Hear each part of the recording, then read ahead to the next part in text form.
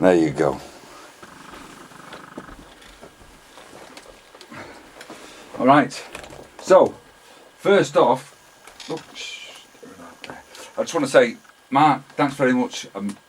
Many millions of thanks for coming down to East Village Radio and doing a session for us. Right. Dead chuffed that you came down with the band. Right. And first off, I want to know, sessions with the four. When was the last time you did a session then for radio? Oh, it must be a long time now. Yeah? Yeah, I can't remember. How long what? I've been talking about a couple of years ago. It's cause, Yeah, I'd say about 6 years. yeah? Because I was amazed at you. Well, not amazed, but I was so thrilled that you said that you'd be up for doing it. Yeah, I think they're good. It's not the kind of thing that you've done in the past that often, is it? Yeah, we used to do a lot of peel sessions and that, and we used to do a lot of local ones. But they were going out of fashion, but now they're back in fashion, aren't they? Yeah, well, I hope so. I hope that I hope that we're bringing it back into fashion. And you're in Blueprint at the moment in Manchester. This is where we've recorded the session. You've done some other tracks as well. Is this for any future release? Yeah. Well, the group we just finished touring and they were very hot. And you came up with this idea. So I thought I'd use the studio as well. Great stuff. So what about the band then? The band that you've got at the moment, we've got Eleanor on keyboards, Pete on guitar. I met Pete and Dave before on bass. Kieran, unfortunately, is not here today on drums. Where'd you get this band from? All over the place, really. They're a lot younger than me, Yeah, I know. Well, so am I. I'm not a lot younger than you. A bit younger than you. But no. But where'd you get them from? Where'd you pick them up? Very lucky, really. I got Pete from a group in Birmingham, who was a good friend of Eleanor's. He was a drummer and he was in a group in Birmingham and they split up, unfortunately. But I'd seen him and I thought, this is the guitarist for me, Did you poach him? Yeah. Good No, lad. well, the group had broke up anyway, Had they? So what's the criteria for being in the Fall then? Being a band member in the Fall? Attitude as well. Not attitude, it's I'm very pleased with this. I've had so many problems for the past 20 years with groups, Past 20 years? No, really. Really, that long? Yeah. Yeah, but you must have been... I mean, I know with Martin Brammer and Una and stuff, when it first started out, because there's been a lot of Fall members, haven't there, in the past? Right. Yeah. Loads of Fall members. Yeah. And I mean, you must have been happy at certain points with the band that you've got. Because I thought Carl Burns was a great player. Yeah. I thought and I thought Cy, was pretty good as well. Yeah. All on the line. But listening to, obviously people will have played a track already, and I think it's a testament really to not perseverance, but the band that you've got at the moment. I think is sounding hot. Yeah, it's a bit of craft, So, I think it's important that they're not. It's a mistake I used to make. I think they used to be either mates or, semi-Fall fans.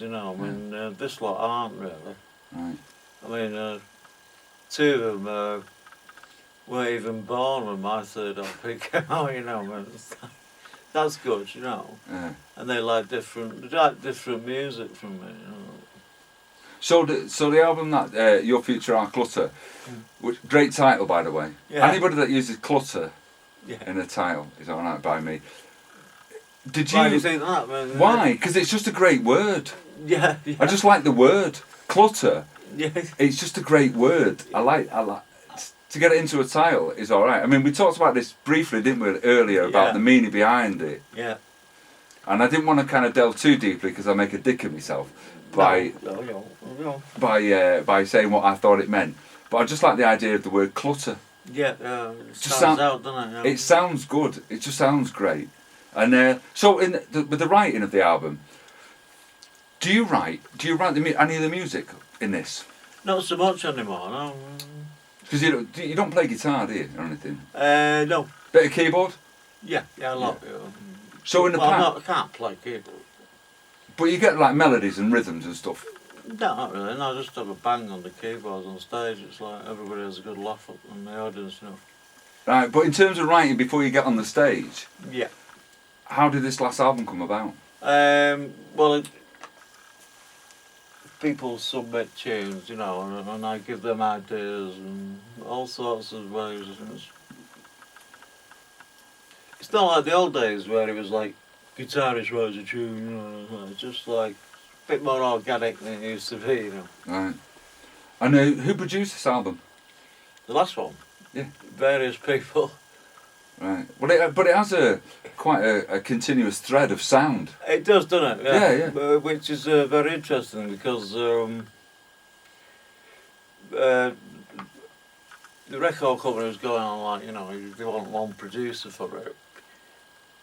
But I insisted on 2 or 3. It actually worked out better, you know. Every LP nowadays has got to be the same seam of sound, you know. I don't know if you know what I mean, you know. I know exactly what you mean. Yeah. Yeah, so on this one, the groovy, it should sound like a different, like a different single every track. But it should fit, you know, rather than just having it the same sound. And it does. It makes all songs, you know. Makes the same. Yeah, So there's like 3, you know. As per Fall course, 2 of them went nuts, and I wear them out before they were. You know. So did you? Yeah. Did you wear them? Why are you hard to work with? No, it's like. Maybe I should be asking. Maybe I'm not asking the right person. No, but they don't wear them out. No, it's just like, you know. It works out lovely in the end, because, you know, it's good in a way. It's like, you know, 3 songs for every producer and 3 songs when, because I had to stretch it out a bit longer than the usual, because I was in a wheelchair for the first third of it. Why? Because I broke my hip like about a year ago, so that was quite interesting because first third I'm in a wheelchair, so I can't do anything about anything, you know. The second half I'm coming back, you know, and the third bit a bit more sorted, you know, so it's like, it seems to work well. So it's like a...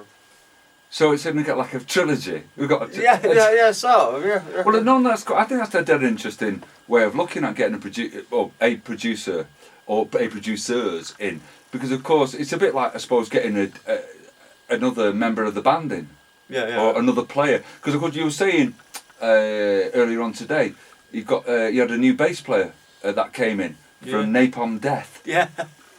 So that came into the sessions. Yeah. But that's something I find that dead interesting, because you don't follow the normal. Well, say normal. I mean, what's normal? Yeah. But I think that the way that you apply yourself to music isn't in that normal kind of what's accepted. I think a lot of it is, Mike, because I'm not a musician, you know, like you are. I'll never have been. That's the ironic thing about it. I've not been. I've still got a bit of a layman's ear, you know. Yeah, but I don't think that's. I'm just you're talking about that. I don't think that's a bad thing. I think it makes it exciting for the listener. Yeah. It certainly makes it exciting for me. Yeah, for me too. Yeah, because I don't want to hear an LP that sounds all the same and vocals all the same. I mean, some of the vocals on that LP, 2 or 3 of them were done when I was in a wheelchair, and I didn't even know what the bloody hell where I was or anything, you know. Really. But you know, and then somebody else mixed the other, you know, the song again and again. But and I listened to it, and the first one was the best. Right. So you had all these producers in. Like that one, Mexico, you know. When I did that, I just didn't know what I was singing. Really. Well, half of it. Not now, but. But again, I find that dead interesting in the Fall, because it's something. I mean, we talked about this earlier. You know, I've always liked the Fall, but it's only in the last few years that I've started to love the Fall. Yeah, it's never been. Yeah, I know what I'm saying. Yeah. But I think it's something that you're either in or you're not in, and if you're in deep